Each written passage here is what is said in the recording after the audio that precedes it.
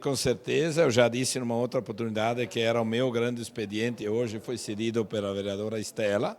Aproveitei o momento principalmente para fazer agradecimentos à minha assessoria de hoje, que é a Beth, a Adriana e a Vanessa, que está no meu gabinete, e também agradecer aos funcionários desta casa. Nós temos uma equipe muito qualificada, assessoria de vereadores também, para que a gente possa produzir algo de bom para a nossa comunidade. Então, com certeza, novamente eu digo, saio daqui de cabeça erguida, mais de 30 projetos, muitos de aproveitamento, já há poucos dias eu citei do transporte, enfim, conquistas que a gente teve, e eu não vejo isso como é que se diz, um adeus.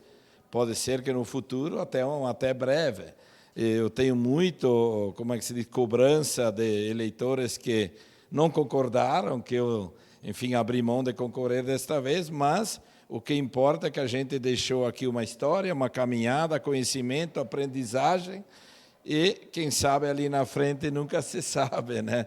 Mas vou estar junto da minha comunidade, sim, sempre cobrando, desde lá antes de ser político, melhorias, que é para isso que viemos ao mundo, para sempre buscar coisa melhor de quem está na nossa volta e para a nossa cidade.